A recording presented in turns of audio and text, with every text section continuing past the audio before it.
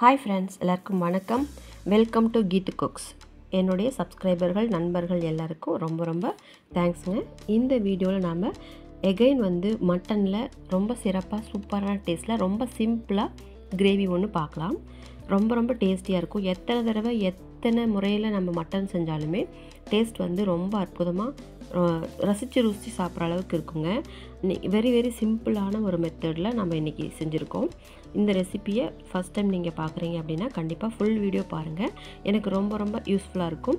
First time என்னுடைய சேனலை பார்க்குறீங்க அப்படின்னா இந்த வீடியோவுக்கு ஒரு லைக் பண்ணிவிட்டு சேனலை சப்ஸ்கிரைப் பண்ணி வச்சுக்கோங்க. கூடவே இருக்க பெல் ஐக்கானில் ஆல் ஆப்ஷன் கிளிக் பண்ணி வச்சுக்கோங்க. இப்போ வாங்க நம்ம ரெசிபிக்குள்ளே போகலாம். ஆல்ரெடி நான் ஒரு 1/2 kg மட்டன் நல்லா க்ளீன் பண்ணிவிட்டு ஒரு குக்கரில் வெறுமனே தண்ணி இல்லாமல் எடுத்துகிட்டு அது கூட பச்சை ஏலக்காய் 3, பட்டை 2 துண்டு, லவங்கம் ஒரு 4 பீஸு, அது போக மட்டன் மசாலா ஒரு 1/2 ஸ்பூன், கொத்தமல்லி தூள் ஒரு 1/2 ஸ்பூன், வெறும் மிளகாத்தூள் ஒரு 1/2 ஸ்பூன், உப்பு தேவையான அளவு கொஞ்சம் போட்டுட்டு இஞ்சி பூண்டு பேஸ்ட் ஒரு 2 ஸ்பூன், மஞ்சள் தூள் ஒரு 1/2 டீஸ்பூன் அளவுக்கு சேர்த்துட்டு ஒரு 1 லிட்டர் தண்ணி விட்டு நல்லா கலக்கி விட்டு இது ஒரு 5 to 6 விசில் நல்லா வேக வச்சு எடுத்தாச்சுங்க. பாருங்கள், நல்லா பூ போல் வெந்து வந்திருக்கு. மட்டன் எப்பயுமே ஒரு 5 to 7 விசில் விடுங்க, நல்லா வெந்து வந்துடும். நான் எங்கள் வீட்டில் என்னோடய குக்கரில் இப்படி தான் விட்டுட்ருக்கேன். ஒருவேளை உங்களுக்கு கம்மியாக விட்டால் தான் கரெக்டாக இருக்கும் அப்படின்னு சொன்னால் அது உங்களோட ஆப்ஷன் தான். உங்களுக்கு தேவையான அளவுக்கு வேக வைக்கிறதுக்கு இதை நீங்கள் விசில் விட்டு இறக்கி வச்சுக்கோங்க. ஸோ இதோட கிரேவியோடு நம்ம குழம்புல ஆட் பண்ணிக்க போகிறோம். இதை ஒரு பக்கமாக தனியாக வச்சிடலாம். இந்த செய்முறை நான் ஃபஸ்ட்லேருந்து காட்டியிருக்கலாம். ஆனால் நான் நிறைய மட்டன் கிரேவி செஞ்சுருக்கேன். எல்லாத்துலேயும் ஒரே மாதிரியே காட்டுறேன் அப்படிங்கிற மாதிரி உங்களுக்கே போர் அடிச்சிடும். அதனால் சிம்பிளாக நான் சொல்லி கொடுத்துட்டேன். இதோட ஃபுல் வீடியோ நீங்கள் பார்க்கணும் அப்படின்னு சொன்னால் நான் மட்டனில் வேறு டிஷ் செஞ்சுருக்கேன். அந்த வீடியோங்கள்லாம் என்னோடய சேனலில் இருக்குது. நீங்கள் போய் பார்த்தீங்கன்னா மட்டன் ரெசிப்பியில் இதே மெத்தடு தான் இருக்கும். எப்போவுமே மட்டன் வேக வைக்கும்போது இந்த ஃபார்முலாவை நீங்கள் யூஸ் பண்ணிக்கோங்க. எப்போவுமே மட்டனை டைரெக்டாக நம்ம சிக்கன் மாதிரி சமைக்க முடியாது, ஏன்னா வேகாது. அதுக்காக தான் நம்ம போதுமான அளவு தண்ணி விட்டு மசாலாலாம் போட்டு ஒரு 7 விசில் வரைக்கும் விட்டு நம்ம வேக வச்சு எடுத்து வச்சுக்க போகிறோம். இதுக்கப்புறம் நம்ம எந்த மாதிரி டேஸ்ட்டில் வேணுமோ அதுக்கு தகுந்த இன்க்ரீடியன்ட்ஸ் சேர்த்து நம்ம சமைச்சு எடுத்துக்கிட்டால் மட்டும் போதும். எப்போவுமே மட்டன் வேக வச்சு நீங்கள் சமைச்சிக்கிட்டிங்கன்னா ரொம்ப பூ போல் இருந்தால் தான் நமக்கு டைஜஷனும் நல்லா ஈஸியாக நடக்கும்.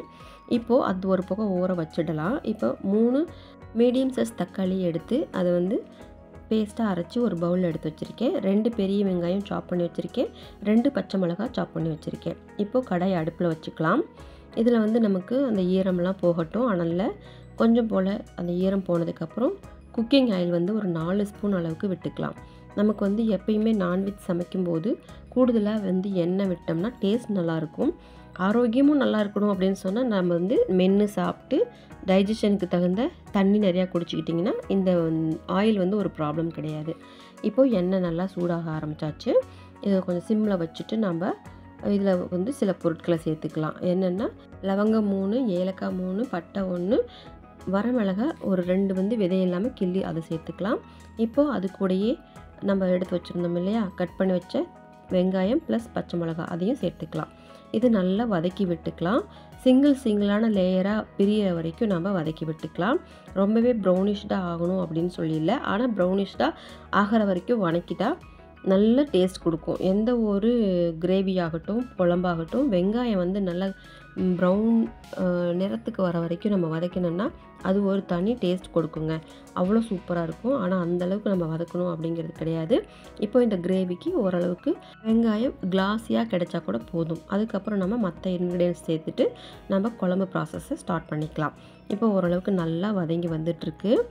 இது கூட இப்போது நம்ம இஞ்சி பூண்டு பேஸ்ட் ஒரு 1/2 டீஸ்பூன் to 2 டீஸ்பூன் அளவுக்கு சேர்த்துக்கலாம்.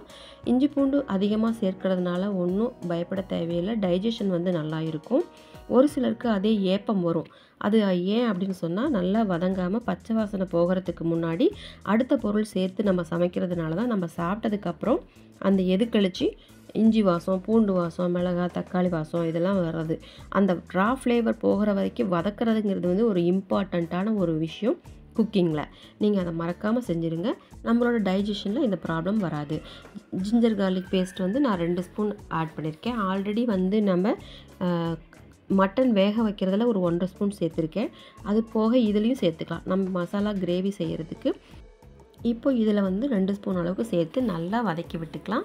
மீடியம் ஃப்ளேம்லேயே தீயை வச்சுட்டு நல்லா வதக்கி விட்டுட்டு அதோட பச்சை வாசனை போனதுக்கப்புறமா நம்ம அரைச்சி வச்ச தக்காளியை ஆட் பண்ணிக்கலாம். இப்போது இந்த பொருளோட பச்சை வாசனை போகிற வரைக்கும் நல்லா வதக்கி விட்டுக்கலாம். கைவிடாமல் வதக்கும் போது இஞ்சி பூண்டு பேஸ்ட்டோ தக்காளி பேஸ்ட்டோ அடியில் அடிப்பிடிக்காமல் நல்லா வதங்கி வரும். எண்ணெய் பிரிஞ்சு வரும். அந்த ஸ்டேஜ் வரைக்கும் நல்லா வதக்கி விட்டுக்கலாம். அதுக்கப்புறம் நம்ம மசாலா சேர்த்துக்கலாம். ஓரளவுக்கு இதில் இருக்கிற தண்ணி எல்லாம் சுண்டி பச்சை வாசனை போச்சுன்னா நமக்கு வந்து டேஸ்ட் வந்து பக்காவாக கிடைக்கும். எந்த ஒரு பொருள்லையுமே அதுதாங்க ரொம்ப முக்கியம். பாருங்கள், நல்லா ரெட்டிஷாக எண்ணெய் பிரிஞ்சு வர ஸ்டேஜ் வந்தாச்சு. இப்போ மறுபடியும் மசாலா நம்ம ஆட் பண்ணிக்கலாம். மல்லித்தூள் வந்து ஒரு 2 ஸ்பூன் அளவுக்கு ஆட் பண்ணிக்கிறேன். இது கூட மட்டன் மசாலா 1.5 ஸ்பூன் ஆட் பண்ணுறேன். ஏன்னா ஆல்ரெடி நம்ம கறி வேக வைக்கும் போதும் ஆட் பண்ணியிருக்கோம். காரத்தை பொறுத்து நம்ம ஆட் பண்ணிக்கலாம். மறுபடியும் கூட நம்ம ஆட் பண்ணிக்கலாம். காரம் அதிகமாகிட்டால் அது வந்து ஒரு மாதிரி ஃப்ளேவர் வேறு மாதிரி ஆகிடும். அதனால் மல்லித்தூளோட குவான்டிட்டி மட்டும் 2 ஸ்பூன் போட்டுட்டு மிளகாத்தூள் 1 ஸ்பூன் அளவுக்கு நான் ஆட் பண்ணியிருக்கேன். அதாவது வெறும் மிளகாத்தூள். மட்டன் மசாலா 1.5 ஸ்பூன் ஆட் பண்ணியிருக்கேன். உப்பு வந்து 1 ஸ்பூன், சின்ன ஸ்பூனில் 1 ஸ்பூன் ஆட் பண்ணியிருக்கேன். ஆல்ரெடி 1 ஸ்பூன் வந்து கறி வேகிறதுல இருக்குது. மஞ்சள் தூள் ஒரு 1/4 டீஸ்பூன் அளவுக்கு ஆட் பண்ணியிருக்கேன். இப்போ இந்த மசாலாவோட ரா ஃப்ளேவர் போகிற வரைக்கும் நம்ம மசாலாவோட சேர்த்து நல்லா வதக்கி விட்டுக்கலாம். அடியில் தீ பிடிக்காமல் இருக்கணும் அப்படிங்கிற காரணத்துக்காக தான் நம்ம இதை வந்து மீடியம் ஃப்ளேமில் வச்சுட்டு நம்ம வந்து நல்லா வதக்கி விட்டுட்டேன். இப்போ வந்து நான் கொஞ்சம் கூடுதலாக அனல் வச்சுருக்கேன். ரா ஃப்ளேவர் டக்குன்னு போகும். அதே போல் தீயாமே இருக்கும். அப்பப்போ ஹை ஃப்ளேம் கொடுத்துட்டு மறுபடியும் லோ ஃப்ளேமுக்கு மாற்றியாச்சு. அதே போல் நீங்களும் யூஸ் பண்ணிக்கோங்க. இப்போ கொஞ்சம் போல் அந்த கிரேவியில் எண்ணெய் பிரிஞ்சு வந்ததுக்கப்புறமா நம்ம அரைச்சி வச்சுருந்த மசாலாலாம் இருந்துச்சு பார்த்திங்களா, அதில் கொஞ்சம் போல் தண்ணி விட்டு நம்ம அதை கலக்கி இந்த கிரேவியோடு சேர்த்துக்கலாம். இதோடு சேர்த்து நல்லா மிக்ஸ் ஆகட்டும். ஒரு 5 நிமிஷம் போல் நல்லா மறுபடியும் எண்ணெய் பிரிஞ்சு வர வரைக்கும் ஒரு மூடி போட்டு லோ ஃப்ளேமில் வச்சிடலாம். பாருங்கள், நல்லா 5 நிமிஷம் கழித்து கிளறி பார்த்தேன். எண்ணெய் பிரிஞ்சு அழகாக வந்திருக்கு. இப்போ இதில் நம்ம வேக வச்ச மட்டனை அப்படியே கிரேவியோடு சேர்த்துக்கலாம். அந்த தண்ணியோடையே சேர்த்துக்கலாம். வெறுமனே அந்த தண்ணியை நம்ம சூப் மாதிரியும் குடிச்சிக்கலாங்க. அந்தளவுக்கு டேஸ்ட் நல்லாயிருக்கும். ஏன்னா மசாலா எல்லாமே சேர்த்துருக்கோம். எலும்போட சத்துகள் எல்லாமே அந்த தண்ணியில் தான் இருக்கும். அது சூப்பாக கூட நம்ம குடிச்சிக்கலாம். இப்போ அந்த தண்ணியோடையே சேர்த்து மட்டனை இந்த கிரேவியோடு மிக்ஸ் பண்ணிக்கலாம். கிளறி விட்டுக்கலாம். ஃப்ளேம் வந்து கொஞ்சம் கூடுதலாக வச்சுட்டு நல்லா ஒரு கொதி வர வரைக்கும் ஃப்ளேம் அதிகமாகவே இருக்கட்டும். நல்லா கிளறி விட்டுக்கலாம். கிளறி விட்டு மறுபடியும் மூடி போட்டு ஒரு 5 to 10 மினிட்ஸ் 5 மினிட்ஸ் போதும் நம்ம வேக விட்டுக்கலாம். 5 மினிட்ஸில் நல்லா வெந்து வரட்டும். வெந்து வந்ததுக்கப்புறமா நம்ம டேஸ்ட் பார்த்துக்கலாம். உப்பு காரம் டேஸ்ட் பார்த்துட்டு தேவைப்பட்ட ஆட் பண்ணிக்கலாம். இல்லைன்னா விட்டுறலாம். தேவைப்படாது. ஏன்னா பச்சை மிளகா, வரமிளகா, மிளகாத்தூள், மட்டன் மசாலாலாம் போட்டிருக்கோம். இஞ்சி பூண்டு கூடுதலாக போட்டிருக்கோம். அதனால் காரம் நமக்கு தேவையான அளவுக்கும் அருமையாகவே இருக்கும். அதனால் அதுக்கு மேலே தேவைப்படாது. உப்பு மட்டும் நமக்கு தேவைன்னா ஆட் பண்ணிக்கலாம். இப்போது ரொம்ப சூப்பராக அழகாக குழம்பு கிரேவி வந்து ரெடி ஆகிடுச்சு. இப்போது நம்ம இறக்கி வைக்க போகிறோம் அப்படிங்கிற ஸ்டேஜுக்கு 5 மினிட்ஸ் பிஃபோராக ஒரு 1.5 டீஸ்பூன் அளவுக்கு மிளகுத்தூள் ஆட் பண்ணிவிட்டு கருவேப்பிலை, கொத்தமல்லி தழை நம்ம தூவி விட்டுக்கலாம். இந்த ரா ஃப்ளேவர் போகிறதுக்காக மட்டும் நம்ம கிளறி விட்டு மறுபடியும் லோ ஃப்ளேமில் 5 மினிட்ஸ் மூடி போட்டு மூடி வச்சுட்டு நம்ம எடுத்துட்டா நம்மளோட கிரேவி ரொம்ப சூப்பராக இருக்குங்க. மட்டன் கிரேவி இட்லி, தோசை, பூரி, சப்பாத்தி, தென் சாப்பாடு எல்லாத்துக்குமே ரொம்ப அட்டகாசமாக இருக்கும். நீங்கள் வீட்டில் ரொம்ப சிம்பிளாக செய்யணும், மட்டன் சீக்கிரமாகவும் செய்யணும் அப்படின்னு விருப்பப்படுறவங்க இந்த இன்க்ரீடியன்ஸை இப்படியே இந்த ரேஷியோவில் நீங்கள் வந்து 1/2 கிலோவுக்கு நான் சொல்லியிருக்கேன். உங்களுக்கு எவ்வளோ தேவைப்படுதோ அதுக்கு தகுந்தாற்போல் அந்த அளவுகளை மாற்றி நீங்கள் ரொம்ப ஈஸியாக செய்யலாம். பிகினர்ஸ் கூட இந்த வீடியோ பார்க்கும்போது அருமையான டேஸ்டியான மட்டன் குழம்பு வைக்கிறதுக்கு தயாராகிடுவாங்க. அந்தளவுக்கு அருமையாக நான் சொல்லி கொடுத்துருக்கேன். நீங்கள் யூஸ் பண்ணி பாருங்கள். உங்களோட கமெண்ட் கண்டிப்பாக எனக்கு சொல்லிக் கொடுங்க. மேற்கொண்டு இப்போது நம்ம நல்லா கொதிக்க வச்சாச்சு. 5 மினிட்ஸ் நல்லா கொதிக்க வச்சு எடுத்தாச்சு. ஆஃப் பண்ணதுக்கப்புறமா நம்ம வந்து இப்போ சர்வ் பண்ணிக்கலாம். ரொம்ப சூப்பரான டேஸ்ட்டில் அருமையாக வந்திருக்குங்க. இதே போல் நீங்கள் வீட்டில் ட்ரை பண்ணி பாருங்கள். ட்ரை பண்ணி பார்த்துட்டு உங்களோட ஃபீட்பேக் கமெண்ட்டில் சொல்லுங்கள்.